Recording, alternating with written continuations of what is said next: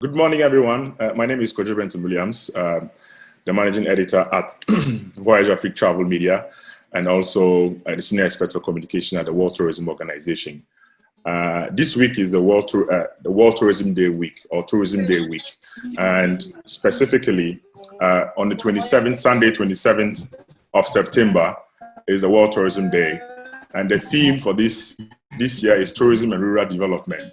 So, as part of a series, Project ENZA has put together is to discuss the role, the roles of tourism in the rural communities. And so, we are having this World Tourism Day dialogue, series, which is a hybrid event, and the facilitator, Jessica, will be coming to us live from a village in Durban. So, without much ado, I would like to introduce my panel. And I have Ross Carter from Perfections Online. I have Zodwa Masingma. I forgot it right, from Econgo Communications, and then Makosi Simango, then Candice Meyer, and then our facilitator, Jessica, who will be joining us. So let me start with you, Makosi. If you can introduce yourself and tell us brief about what you do. Thank you, Kojo, for that. Welcome to everyone. And my name is Makosi Simango.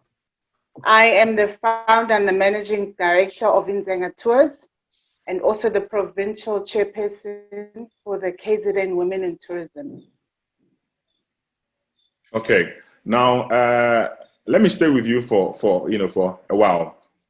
What is your role, or how do you see tourism? This year's theme, tourism and rural development, and how you believe it can be very, a good synergy for the community.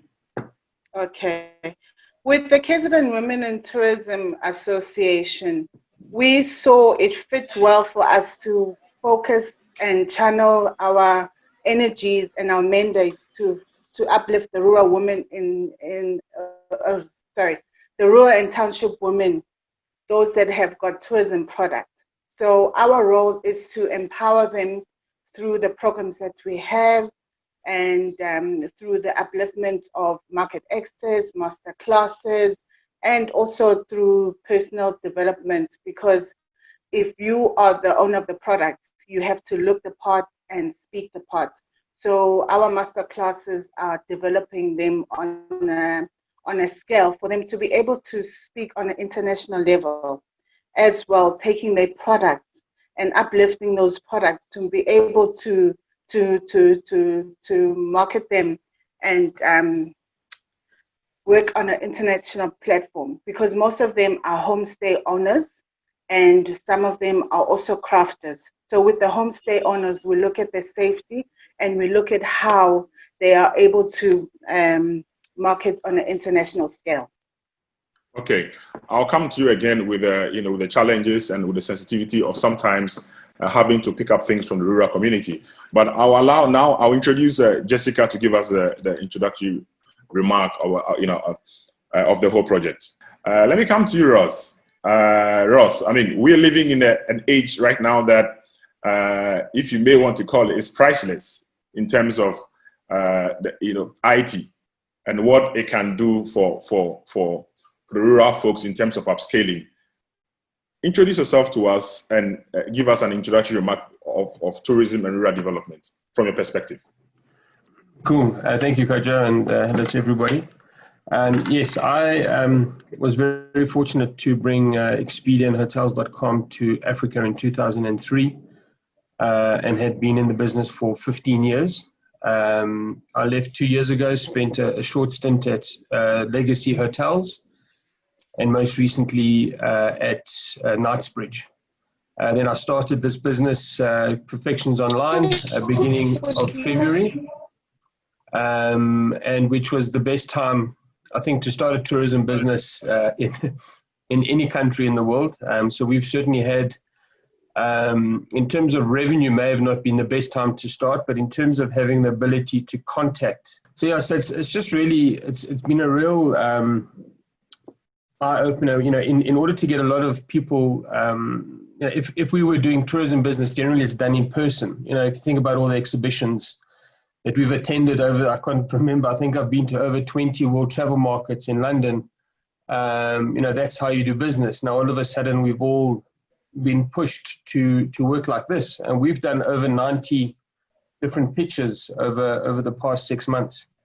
Now, I've gone across Africa. We've been up to Morocco. We've been to Spain. We've been in Durban and a variety of African countries. Now, if I had to cost that would cost me thousands and thousands of dollars in order to travel there. But this COVID has certainly pushed people that normally wouldn't have communicated this way onto this platform. So it's kind of helped us where we were. I can remember when I moved to South Africa, back to South Africa after being in London with Hotels.com. I was kicked out of Indaba literally because of this digitization of the travel sphere at that stage. Now we've certainly been able to move it far further because of this, and we've reset a lot of things. We've had the opportunity to speak to lots of hotels and operators, and they now are resetting the way they did business. That's the most amazing thing. So they had a lot of bad habits prior to COVID, and now they're looking at really structuring things, and you have to now be a lot more accountable to what you may have been before. And also being accountable, you can put in systems. So using things like, Google, Facebook, really trackable and measurable platforms than what was in the past. But I'll leave it there and let other people jump on for now. So I can. Okay, no, thank you very much, Ross. And I'll come to the the point of the fear of the unknown. Even though we know that IT is now there, but if you're talking about tourism and rural development and rural communities, sometimes there's always the fear of the unknown of getting some of your privacy out there. Now, Zodwa, as a PCO, okay. How, of course, you can give us an overview of what's happening right now, and then you tell us how do you bring on board the rural tourism offering as part of your pitch to your clients? Hi, good morning, everyone. My name is Zodwa Msimang, live from Durban, KwaZulu-Natal. We are a professional conference organizer, as you've said. Thank you for having us, Jess and Kojo. Of course, when it comes to rural tourism, it is something that we would include intentionally so for our offerings, because certainly as a business, as EconoThrive Global, we are very much in touch with empowering, especially women and youth in the rural areas. We even have a foundation that focuses on making sure that they are empowered with skills that are relevant for our industry. Rural tourism also is something that I think is even more exciting that you can offer for your clients for pre or post tours, So it is something that we definitely do. But I mean, obviously also when it comes to sourcing of supplies, your bags, your lanyards, like, this beaded Zulu thing that I'm wearing currently. So those kind of things, we definitely would source from ladies, and especially the youth that is based in the rural areas. Okay. Now, let me just stay with you further.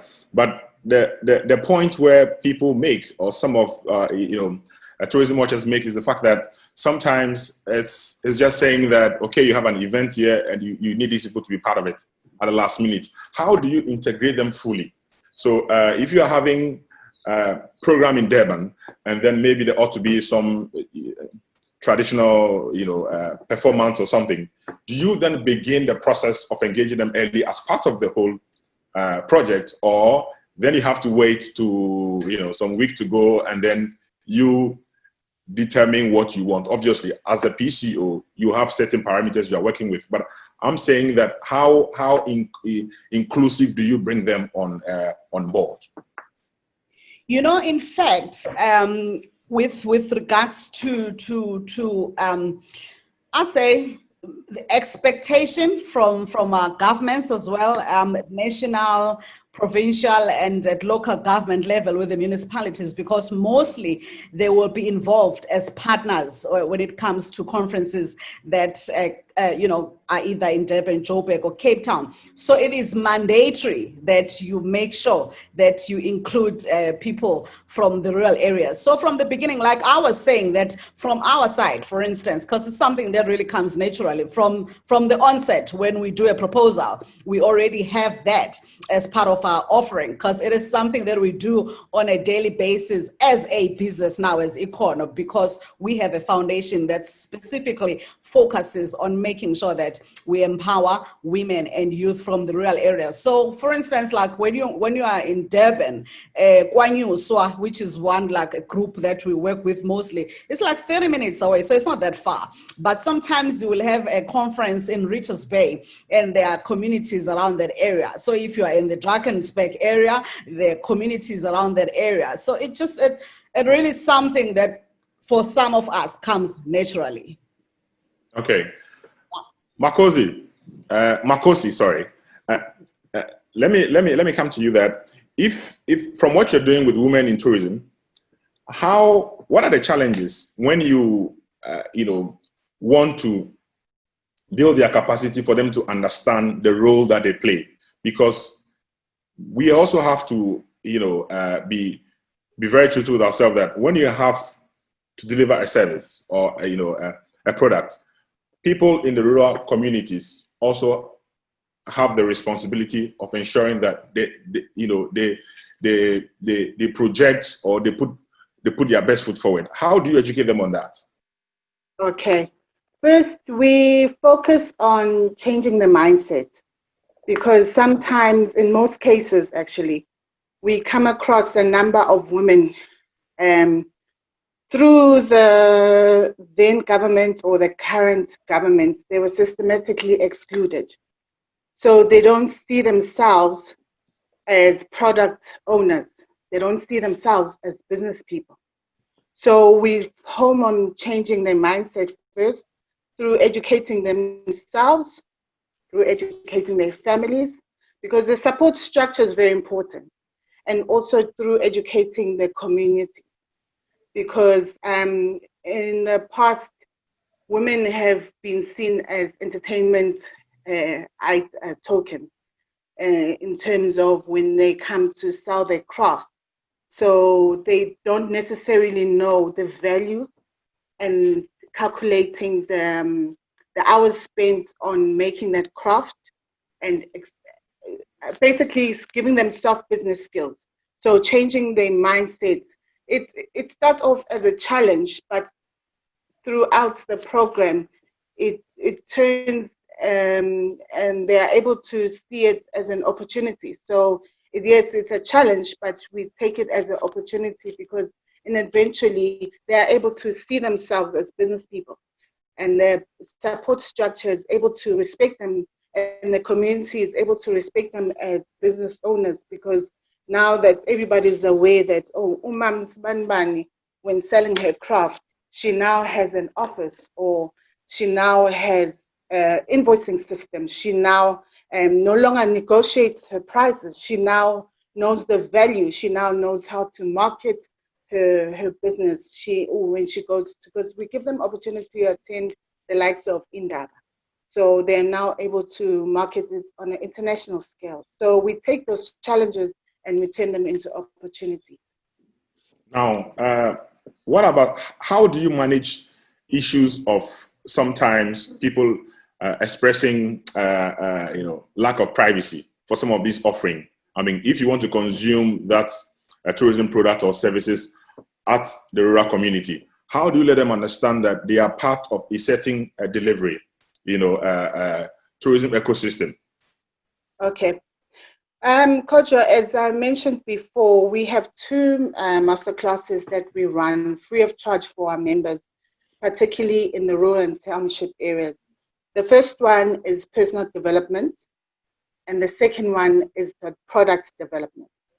I've homed in a lot about the personal development, but now when you talk about, to answer your question, when you talk about consuming the product, we develop the product and we market it in the sense that if we take a homestay owner, we want the experience to be authentic, yes, we agree, but at the same time, we don't want it to be traumatizing to the client. We want them to come back. So we looked at the issues of safety. We look at the issues of health. We look at the issues and a number of issues of bedding. And that is why the KZN Women in Tourism is in partnership with the Tourism Grading Council to get the homestays their own grading category, because they no longer fall under hotels, they no longer fall under B&Bs.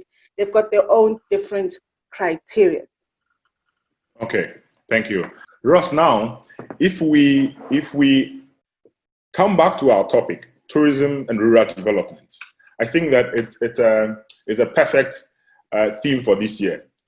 How are we able to, upscale or bring some of the services, of these rural folks into the tourism space? What is your experience dealing with, working in Africa, and how those selling their crafts or doing other projects can be able to uplift their own project with IT?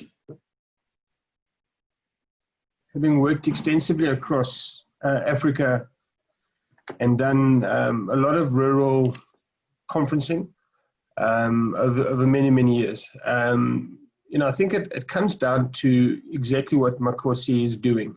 It's around that product development on the one side is very important, because it's not just, product development isn't just about having a bed. It's about the entire experience. So it starts from the very beginning. So how do we market the product? So let's start there. So how do we get that product to market? So, just off the top of my head, you've got to look at, a Google business listing. You've got to look at a Facebook listing, an Instagram listing. These are things that are all free, You then got to look at things that are, registering on an OTA, on an online travel agency, working with some tour operators, not all of them, because it becomes very difficult. Then you've got to then think about, how do you manage this?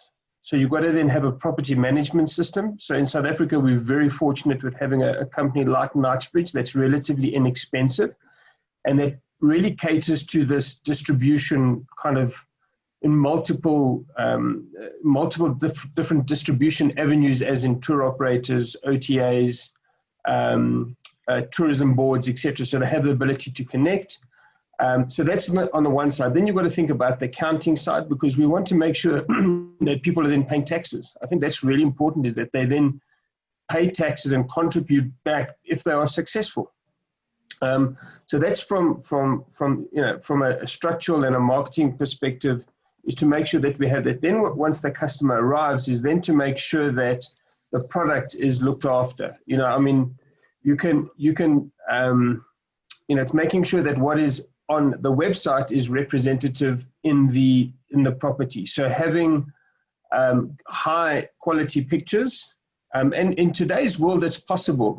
People have high quality phones that they can take good pictures with. There's a lot of literature out there that helps people on how to curate a picture, how to structure a picture, what needs to be in the picture. There's a lot of people that are taking, just things that we see. People take a picture of a toilet, the toilet seat is up. People taking a picture of a room, and there's a reflection of them in the mirror or in the glass. These are just things that take your product from being serious to not being that serious. It kind of portrays that you still want to be a professional business and go through there. So I think, in terms of that rural development, I think there's still a lot of work that needs to be done by big business in connecting themselves with the rural side. I think there's a lot of work that needs to be done and there are programs out there, but I think it's just they're just not active enough, I think, at certain levels in getting big business into those areas and making sure that they are executing what they're promising. So getting those products online, getting those products distributed correctly. We have a couple of programs that we're busy working on at the moment to do all of this that I'm speaking of. But it takes time and it takes money. So somebody has to invest into it. Somebody has to invest the fact that there's a homestay with 10 rooms that will only maybe become profitable in 3 to 5 years. Now, who's going to invest in that? Those are the challenges in terms of rural kind of globalization, if you want to, because you still then want it to be authentic. So you don't want to go in there and you put a Samsung TV with Netflix on the TV. You want that authenticity, I think, in the product. So I think I don't know how long it's going to take, but I can tell you that it has been identified at provincial level that there is a need. I can tell you that now at the KZN provincial side, there is a need. They've identified it, and now it's time for us to start executing it a little bit better. And I think this period now allows us to reset and go, right, what's happened in the past is in the past. From now on, this is the way we work. We make sure it's measurable. We make sure that people are accountable. And then we make sure that we do the job right. And I think that's the difference now. In the past, it was kind of, let's just throw some money at it and hope it's going to work. We can't do that anymore. We don't have those slush funds anymore. We've got to make sure that it's measurable and accountable now in terms of these rural development programs. Sure. I mean, thank you, Ross. But again, the difficult question that we're all trying to answer is the fact that as we speak now, and again, it's very classical that Jessica is trying to connect with us from the rural community. How then do we, because we all have stayed home through the lockdowns, but if you take a look in some of rural communities in Africa, you realize that some do not even have the luxury, and we'll put it quote unquote, luxury of connecting or having the basic thing of having data or something. How can we address those challenges in terms of the infrastructure and then, helping to uplift these businesses in the rural community? Yeah, I think it's been tried so many times and it's just been unsuccessful. I mean, it would be great to know if Makosi has any best practices. Rolling these programs out, it takes a lot of work, it takes a lot of time, but are there best practices? Because you then need to work with a diverse range of companies, because then you're talking about telecoms, you're talking about electricity. I mean, in South Africa, it's widely known that we have challenges with electricity, and then and also money disappears. That's the other problem. And I think that's an African problem in general. So there's lots of people pumping in money and wanting things to work, but it's just not happening. And unfortunately, it needs to be multifaceted. But the more diverse you make it, the more difficult it becomes. That's the problem. The more people you have, then the more people want to put their fingers in, and then you actually get nothing done. It's about just having one organization that runs with it and gets the things done and makes it accountable and has these best practices over 1 or 2, 3 years, because then you can copy paste. There are quite a number of these out there. I mean, I know that a lot of the provincial governments do sponsor a lot of tourism entities or startup businesses, but I don't think those stories are told enough. They're not very good at telling their own story. I think that sometimes also becomes a problem, is that we don't gloat enough on what we've done well. We only seem to look at what's gone wrong. I think that's just in our human nature. We always want to point out what's wrong, but there's some amazing successful things that have happened. In Durban on its own, I think Ushaka, in my view, is a very successful a development, although it's in the city. There's a number of other initiatives that are currently being rolled out in KZN, if we just use them as an example. So, but they don't talk about their successes. We only penalize them when they do things wrong. So it's sometimes a little bit unfair. I agree. But again, we have a lot of problems. So sometimes, we know that we need to go from one, to other. But it is important to celebrate the little that you've achieved. And I'll come to the point over, I'm jumping on to Candice Meyer from Hilton, and she's going to share with us what Hilton have been doing themselves, because my question to Candice will be that Hilton is a brand that we know, obviously, is more urban driven. And how then do you integrate, rural aspect into your game in terms of the offering and in terms of, because I know you also engage in a lot of projects, and how do you position the rural tourism enterprise as part of your project? Right. Thank you very much, Koja. Are you able to hear me clearly? Yes, I can hear you. It's okay. Great. Okay, so definitely as a brand, our target market is definitely business. But in terms of our sort of company mission is that we focus on 4 main aspects. The one being the guest, the second being team members, the third being owners, and the fourth is then the community. And we look at a number of different ways in which we are able to then communicate with community. We do a number of different community projects. In the past, we've run something called Soap for Hope, which is linked to diversity as well. And it looks at taking old hotel soap, putting it through a sanitization process, recycling it, and then distributing it through to poorer communities. And in this way, we've spent a lot of time helping communities uplift themselves. But again, is that enough for us to do? Because how do we develop the community to make them sustainable in terms of earning an income? So one of my key focuses, certainly in my role as learning and development, is that I focus a lot on youth upliftment. And we work on a number of different projects on how to give youth opportunities from disadvantaged backgrounds who maybe wouldn't get an opportunity in a 5-star hotel through the normal line of opportunity. In the past, hotels have spent a lot of time working with renowned hotel schools. They spend a lot of time working with big brands, big universities. But we've seen an upliftment of the technical and vocational colleges across Africa and across South Africa in particular.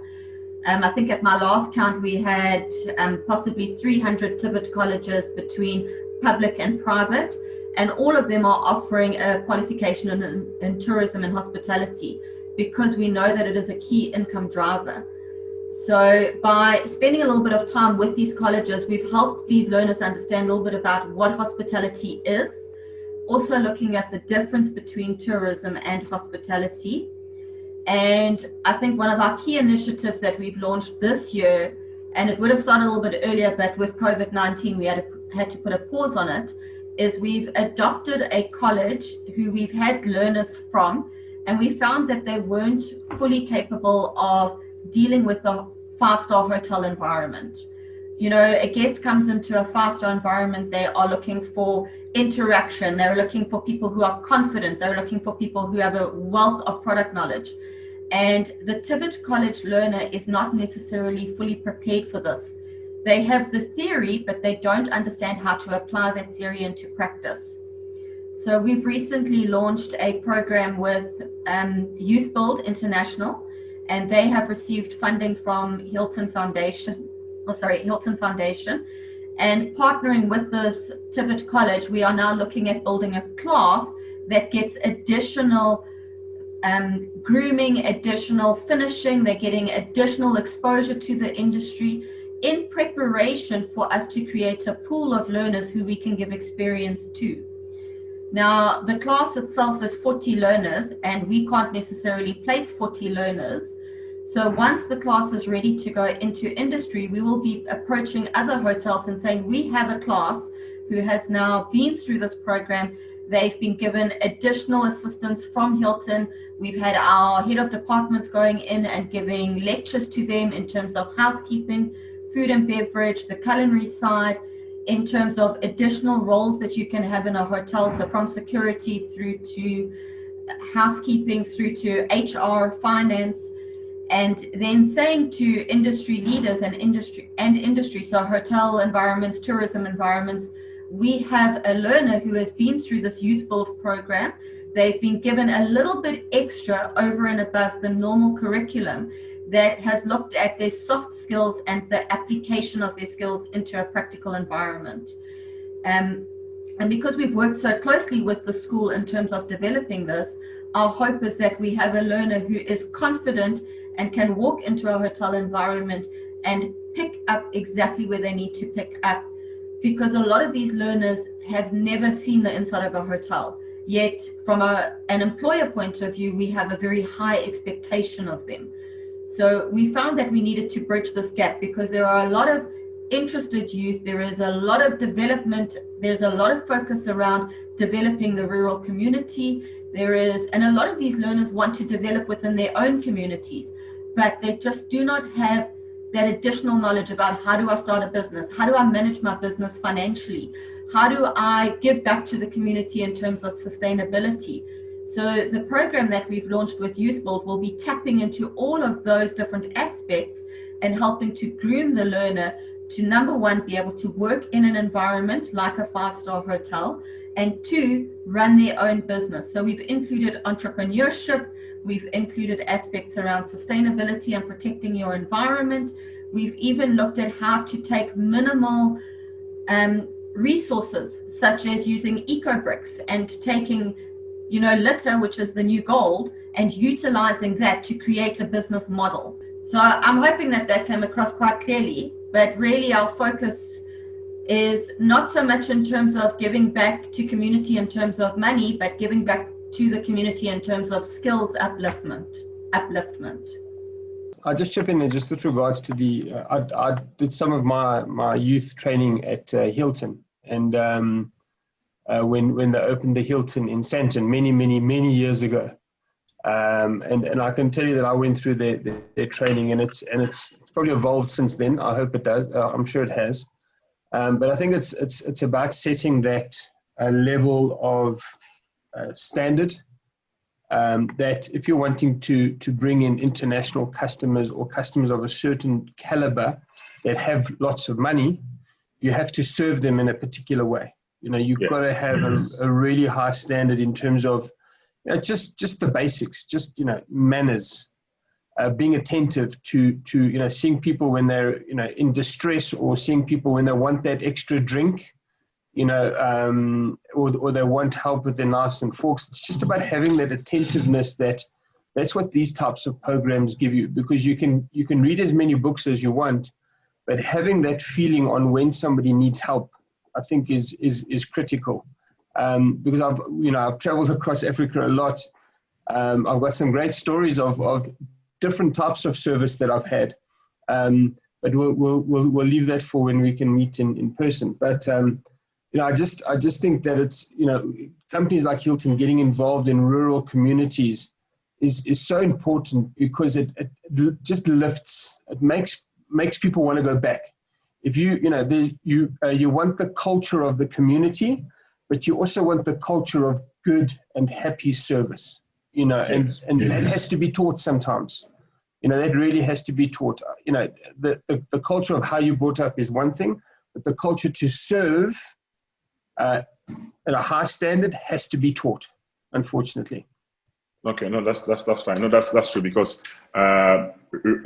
remember it's a big business, and we don't have a South African standard, a Ghanaian standard. We have a world-class standard. So if you have a setting, customers, you also have to ensure that you are keeping that specific service tag.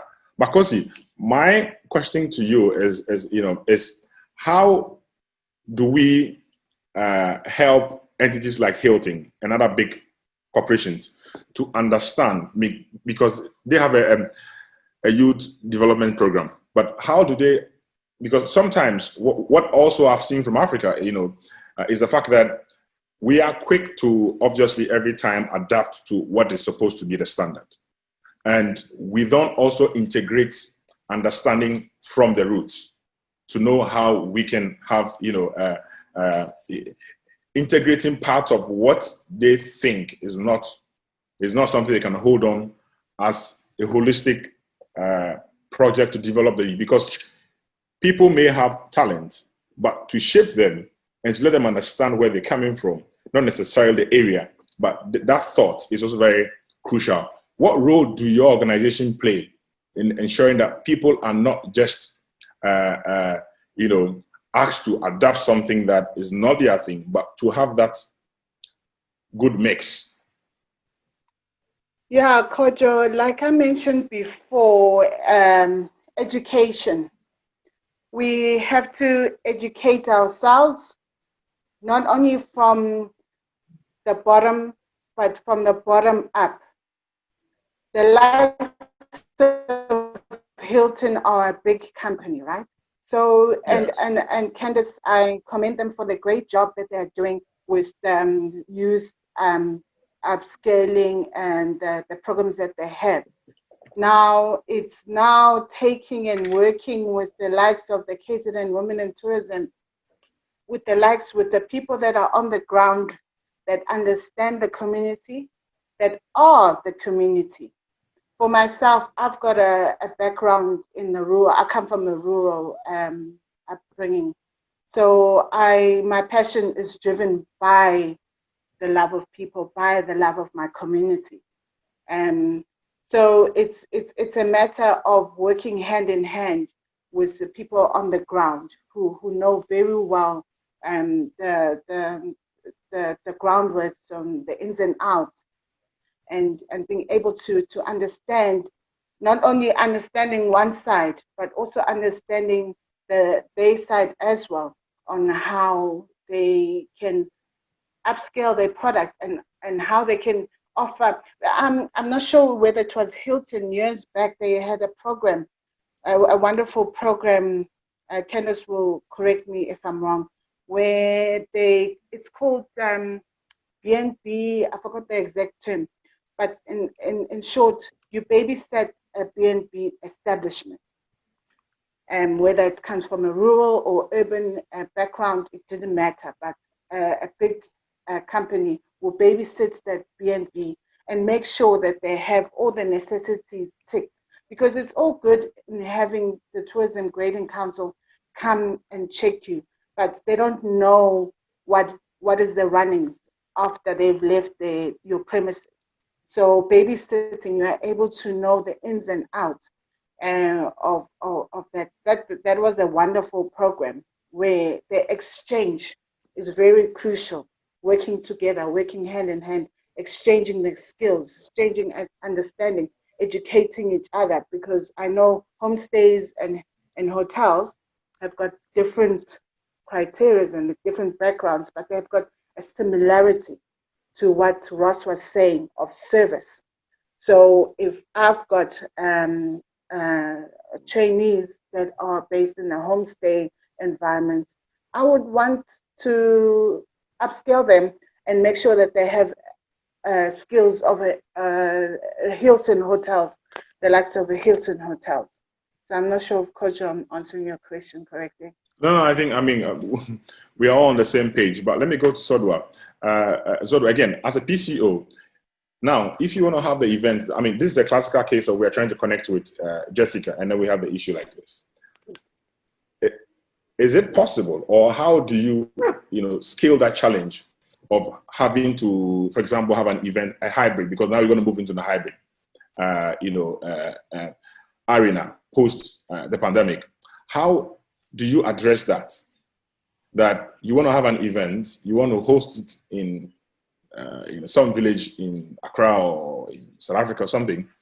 How then do you put in mechanism to ensure that, in spite of, like Ross and Makosi said, in spite of trying to bring or have inclusion, how do you balance that one with also excellence? Because remember that as a PCO, once you get the contract, there are some things that you need to meet as that. Currently, as I was saying to you, Kojo, earlier, we are in fact on site, fortunately in an urban area at the Durban ICC, where we're hosting a hybrid event under it's called the Durban Business Fair. It's an annual event that happens here in Durban, and it's going very well. But, you know, if it was in a rural area, as it were, where there is it seems like there is a challenge, as we are experiencing now with Jessica, because you would have had enough time to plan ahead. I think that then collaboration would be key, you know. So where you probably would have, I think, a person like Ross with his offering, you know, that planning ahead and making sure that you have everything, all the resources that you need. If you have to bring in a relevant government department, like for instance, I'd say communications, where telecommunications comes under, you probably would have that, and any other, you know, stakeholder that would be relevant in assisting you to be able to make sure that you have an adequate what is it called? You know, we're still trying to learn these terms for IT and stuff like that. But just to make sure that you have enough, is it bandwidth, Ross? I'm not too sure. Yeah. You not have a challenge as it were. So you also work with the local municipality, you know, just to make sure that everybody is on board so that you do not have this kind of a challenge. I think collaboration is key. I think collaboration is key, quite honestly, going forward when it comes to hybrid. Like currently, as I'm saying that we are on site, we're working well with the ICC. We've had to plan and make sure that everything is in sync with the municipality because they own the event, and everything has been seamless. It's just been beautiful. It's different, but it's just been beautiful to be one of the PCOs that are hosting one of like a big hybrid event, since we are now in level 1 in South Africa. So we are able to have a certain number on site, but then a whole lot more people are actually streaming virtually. It's just amazing. Okay. Ross, let me come back to you again. Now, the infrastructure, yes, is sometimes you can find in some other countries, even in rural communities in Africa. Now, the never-ending question also has to do with the bandwidth, the charges. Okay, I know that it's a private companies, and you know they have their operating costs and how they want to charge. But as an IT expert, what is the way forward if we really want to democratize, tourism, have inclusion? Because then, if we can have a way that people can be able to access it, that's the only way that we can bring people along and use tourism as the social. That social instrument to change lives. It's a very big question, and I think if we just look at the South African story, if you just put it into context, 25 years ago, when our democracy, kind of started, and you look at how many people are now involved in tourism, comparably to then, not only just the types of people, but also the regions that it's been able to get to. I think we've seen progress, but I guess what we're coming down to is we want more progress. And we want it faster. And I think there's exactly what Zodwa was talking about was collaboration. And what COVID has taught us is to lose our attitudes and to lose our personalities and put what's important first. And then we worry about whether it's good for our business or not. I think that's maybe the best way to progress tourism in Africa is for big business to collaborate with the rural, but not just to say, oh, well, we're going to do it for 1 year.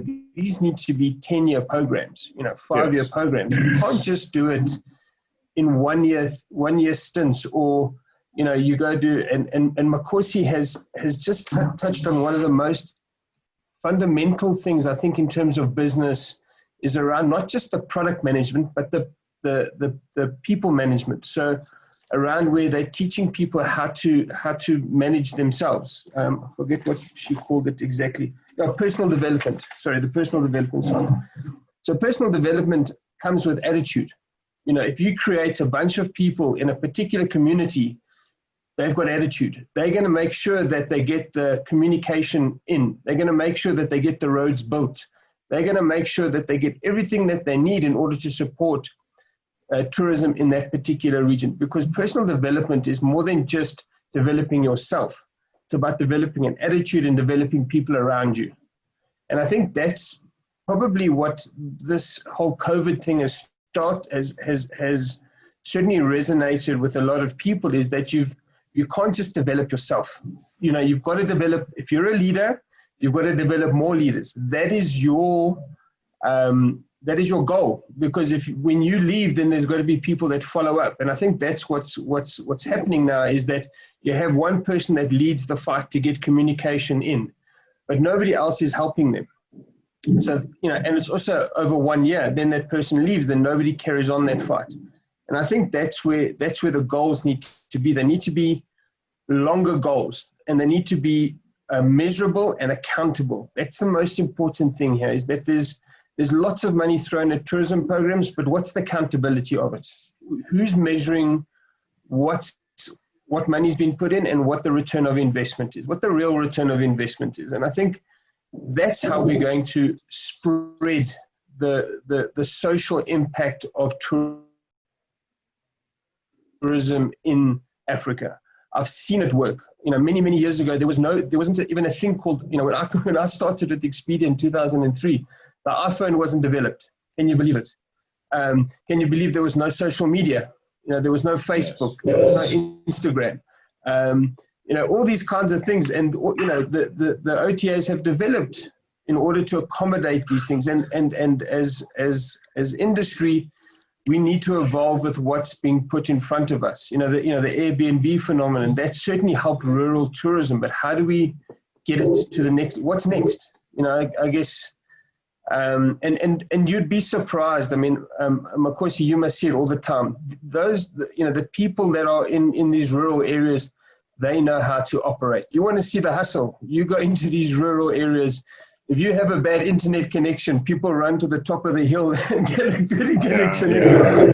I've seen it because I've done it myself. I've run up with my laptop to try and get the signal. So, you know, these people can hustle. But we've got to make the hustle easier so that they can spend more time with customers. They can spend more time making sure that their product is displayed better on the internet. That's what we're trying to achieve. We're not just trying to achieve better connection so that they can sit in their hotel and work from there. We're trying it so that they can, you know, upload better quality pictures. They can upload better content. They can tell their story better. They can put in rates consistently. They can, you know, do what's next. The problem is that a lot of people are just stuck with no communication or no water or no electricity. That doesn't help us. We need to be going to the next level. You know, we need to be helping people to build better content. You know, help them to build video, help them to tell their story better. That's where what we should be talking about. We're talking about the basics. The basics should have been done a long time ago. You know, that's how we get tourism faster to grow, is by getting a lot of these basics in place faster. No, I think you are right, and just to cap it off, it's just to say that, you know, we have to help them to be smart in terms of business, because then a lot of them are doing, you know, they are trying under the circumstance, but what experts like yourself bring on board is the fact that you help them to be smart in their business, you know, philosophy and their plans. Candice, you know, Hilton is a big brand, you know, group of hotels. Now, you have also opportunity sometimes that, how do you then offer the traveler or your guest opportunity to go to these areas, spend, because sometimes some of them, after their conferences and at a big event, I've seen classical cases where people are struggling to get places to go. Now, from where you sit, do you know, offer them that window of opportunity to visit, say, you know, some communities that you are aware of that, you know, it meets your standard? So it's always very difficult with a big environment like ours, and I can talk, about the Hilton Durban environment, and then I'll share some best practices from some of our other properties around Africa. But, in a property like Hilton Durban or Hilton Sandton, the traveler is coming in with a very strict time frame. So they're coming in, they're doing their meetings, and then they're wanting to leave. So the opportunity to experience the environment or what the rural community has to offer can be very difficult to take them out of the hotel and let them experience. So we always try and incorporate elements of what we do and rural, or in fact just our community influence. I prefer to refer to the term as community rather than rural. Okay. Because you can have an area like Hilton Sandton, and just one road over you've got Alexander, which is a huge township, which could be viewed as being rural, or it could be viewed as being urban, depending on which side of Alex you're going into. So, we try and show our guests what our community is about through influences. So we allow our team members to dress up. So every Friday we have cultural dress. They're allowed to come to work in their cultural dress so they can talk a little bit about their background, their heritage, and in that way engage in dialogue with guests as well, which often guests get guests interested in, how can I learn more about this? How can I access tours around this? And in that way, that's where the concierge desk becomes so important, because they need to understand what's happening in the local environment and be able to recommend tours or be able to recommend opportunities to go and experience these places. In Durban, we've got Max's Lifestyle. We've had a number of guests go and experience Max's just because they've heard about it. Our team members got to go and experience it about 2 or 3 years ago.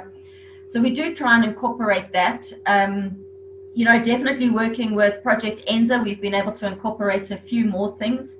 We had a young girl with us, Zuriel Odawole, a few years ago, and Jessica helped me put together a program where she could go and experience a lot of the rural environment, to do a video around what the rural environment was actually like. And she took that video around the world and went and shared it with heads of state. She, as a 16-year-old girl, she has sat with more presidents than were probably all of us put together. And she's been able to experience that, and in that way share it with guests around the world.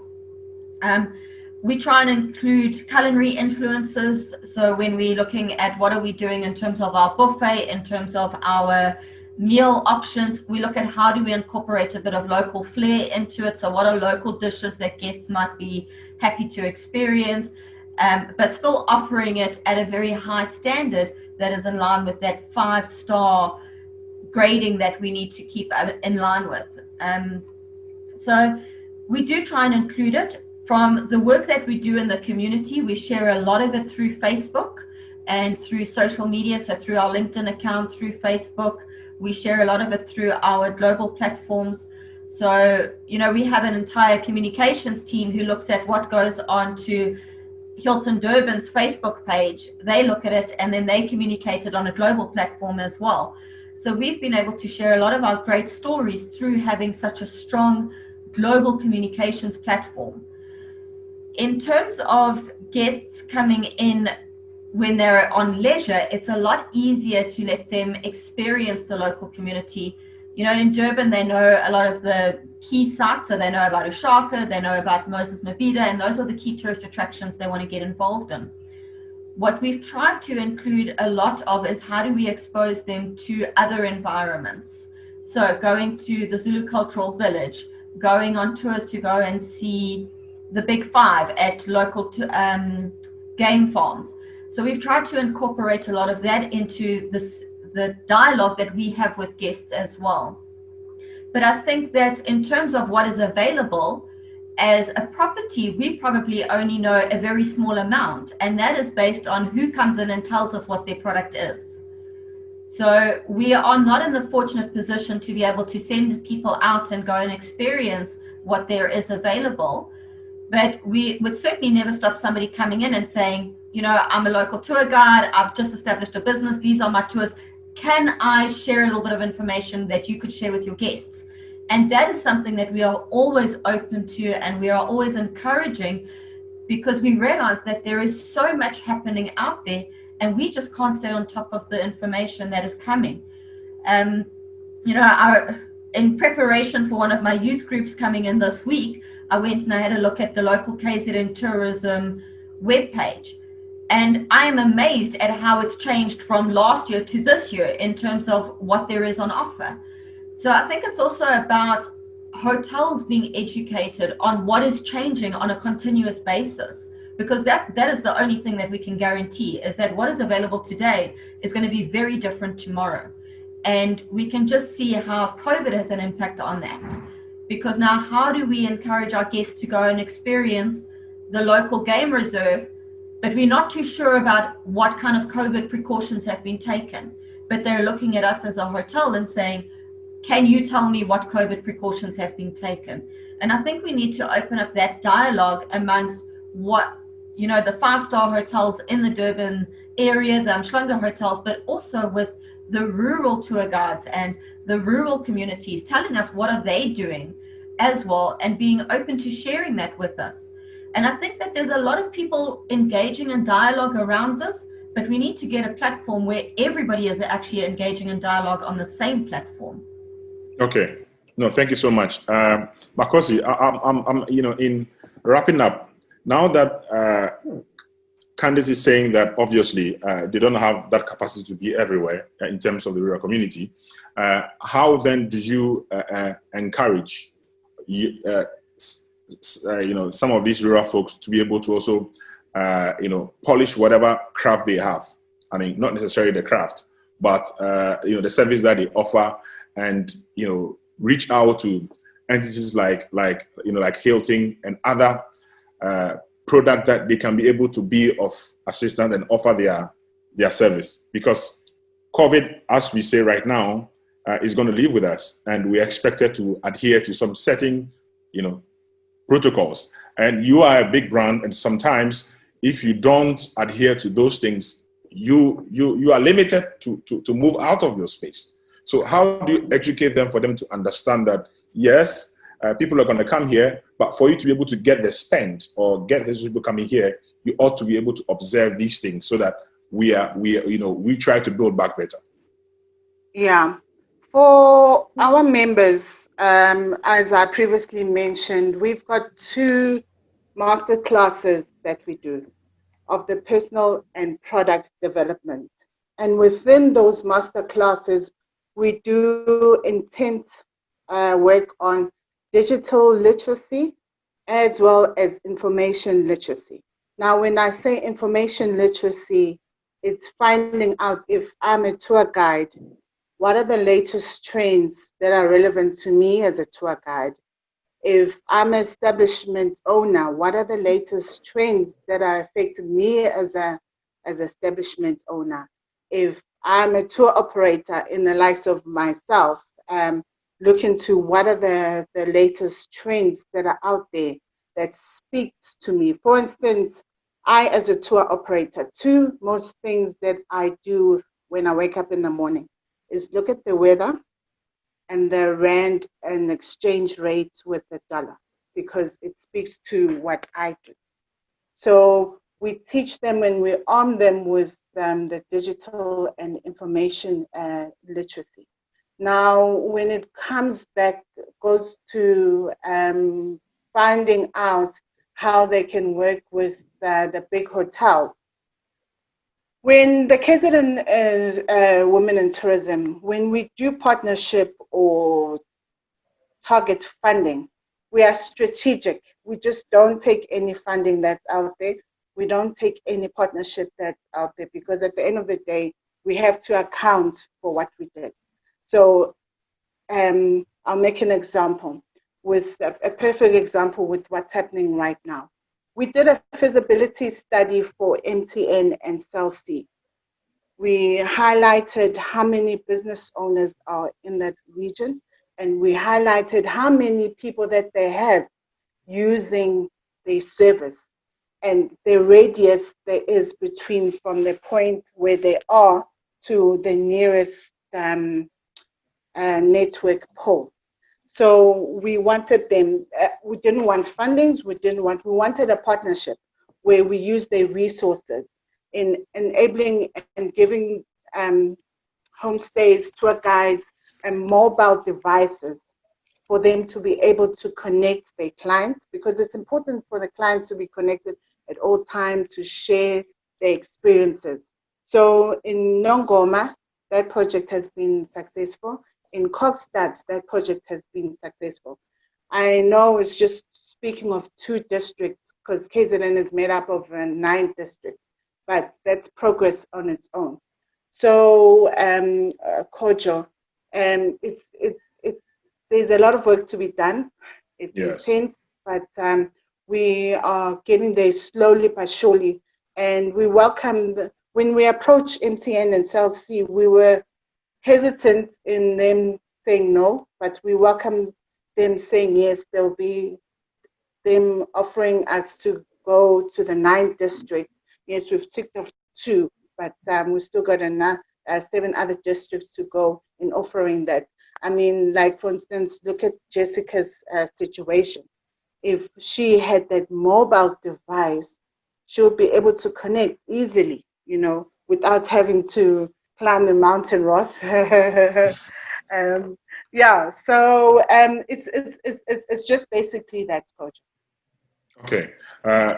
Zodwa, what will be your final words, and what are you doing at yourself and your industry colleagues in terms of the new normal and how you can have that interface, in a well-coordinated interface between the PCO, the professional conference organizers, and then the rural community? Okay, so it's really more collaboration and very, I think, intentional and strategic communication in making sure that we are all on the same wavelength. Like I was saying, make an example of the fact that we are now currently on site at the Durban ICC. So, I mean, we've had to make sure that we are on the same wavelength as a PCO with the venue in terms of what are the things that we need to make sure that they are in place for the safety and the hygiene of the delegates. You know, the whole setup is completely different. Even the serving of meals, you know, everything is different, but I mean, it's doable. Obviously, hybrid, I think, is still going to be with us for a while, and the sooner we get used to it, the better. Candice mentioned Max's lifestyle. So one of the offerings for this particular project, the Durban Business Fair, is it's called the Flavors of Durban, which is a culinary experience. So that was hosted in Umlazi. You know, that now was a different setting altogether, and a different challenge in terms of making sure that we work with the owner of the establishment, but I mean also making sure that the patrons that were not necessarily part of our event understand the importance of making sure that there's social distancing, they do social distance, and they also have their masks all the time, because it's not just our event that was hosted separately, but within the same venue. So it's just also making sure that everybody is on the same wavelength. And so we had to basically have to work extra hard, in making sure that we bring everybody on board and we collaborate and communicate as much as we can, because we all want to get back into the groove. It's been a while. Yeah, so okay. I think for us, it's been really exciting to actually be one of the people that are already doing something, as we are already in level 1 in South Africa. So it's been good. Collaborate, and obviously innovation is going to be key, and adaptation. There's a lot of adapting that we have to do, both as PCOs and also of venues and our consumers as in delegates that come to the events. So, thank you so much. Ross, now I'll wrap it up with you with innovation, like she said, adaptation, and again, what will be your recommendation in the new normal? Of course, both in the villages and then in urban and, people who provide some kind of services, because we are moving to contactless. We are having a lot of online stuff like that. As an expert, what would be your recommendations? Practical one as well. I only work on practical recommendations, Kojo. I don't live in yeah. So for me, I mean, also having worked in hotels and that, I think it's really important to self-develop. So what does self-development mean? So especially if you're running a hotel or any of that, or if you're just a reservation, if you're a reservations manager, if you've got your own homestay, there's things out there that are free. You've got to go and educate, and you've got to go look for it a little bit. You can go onto Google, you can take a course for free. You can go onto Facebook, take a course for free. You can go onto Expedia, you can learn all the things around it. And as you are learning, so you are understanding how those businesses work. Whether it's booking.com, whether it's, there's a whole variety of businesses out there that give you that. But the problem is time. That is the problem. Now, you've had 6 months to kind of sit around and learn, and that's what you should have done. That's what you should have done during the last 6 months, is taught yourself at least 3 or 4 new skills. And that's what you should have done. So if you haven't done that, now you've got to go out there and catch up. So it's about doing things a little bit differently now. So it's about making sure that you set goals in your learning process. There's lots of free things out there, and that you can, in terms of service standards. And it's about now implementing that. So I think that's the practical stuff, is you've got to get yourself out of this rut of waiting for things to happen. You've got to go out and give yourself goals, daily goals, monthly goals, a yearly goal around your development. And it's not, it's around skills, but then also the people development around you. If you have your own business, it's your responsibility to check in with those people as well.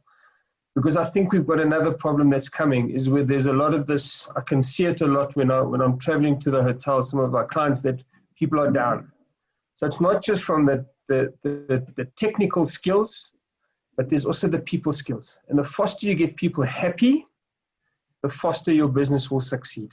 So it goes together. So you can develop them on the skill side, but also make them happy. And I think that's maybe a little less practical in terms of making people happy, but people have gone through a lot of tough things in the last few months. And as business leaders, that's our responsibility, to also take those people that are around us and get them out of that. It's been tough.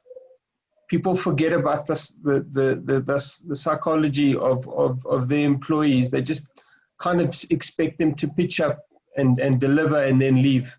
You need to, that's the one component that I think we're missing. But the practical stuff is, there's free stuff out there.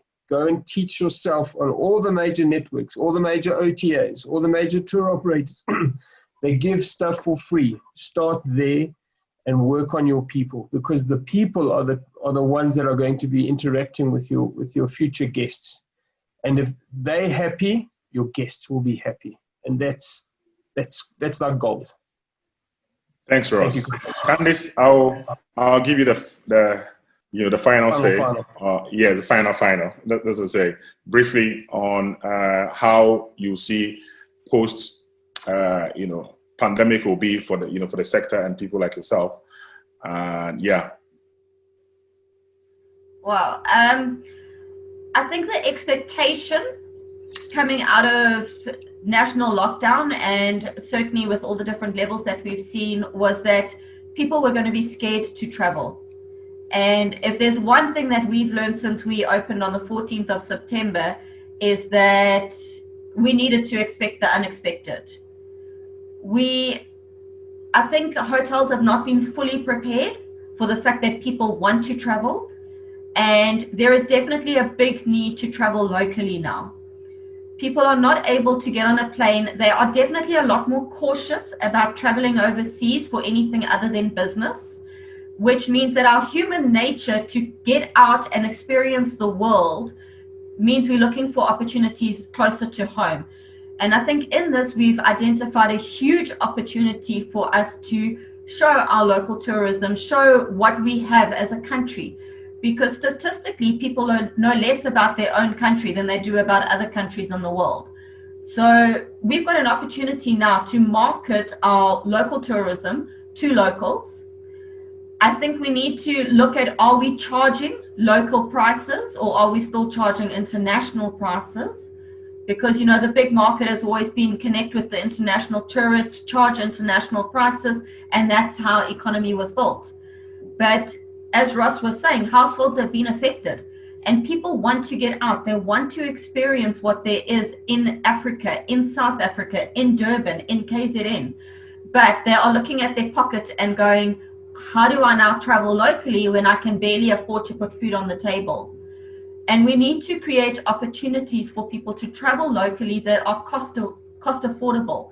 And I think that once we're able to do that, definitely the need is there, the desire is there, the willingness is there. People are definitely jumping on opportunities. As an environment, we've just seen how Heritage Weekend has picked up.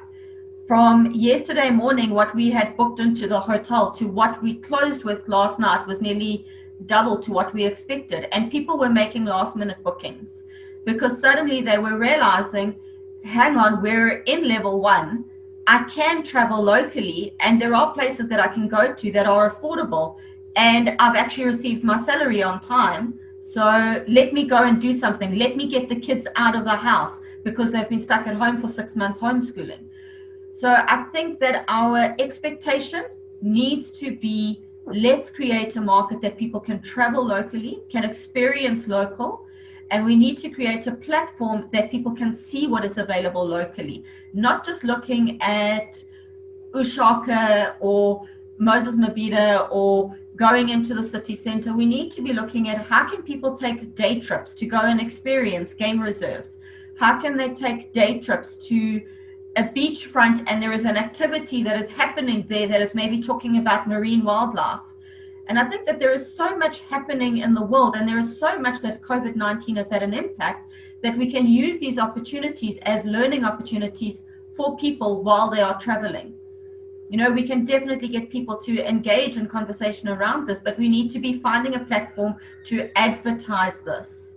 You know, are we looking at how we're advertising this through social media? Because social media is the cheapest form of advertising. And are we looking at, does everybody know what is going on? If I take East Coast Radio's Jerusalem Challenge, there wasn't a lot of build-up around it in terms of posting to social media, but last night, Facebook was like wildfire. Every second post was showing what was going on with it. So we need to look at how can we build momentum before activities so that you get the buy-in and people are actually traveling to go and experience these things. And I love what Makosi was saying about how they include a masterclass on digital literacy and information literacy.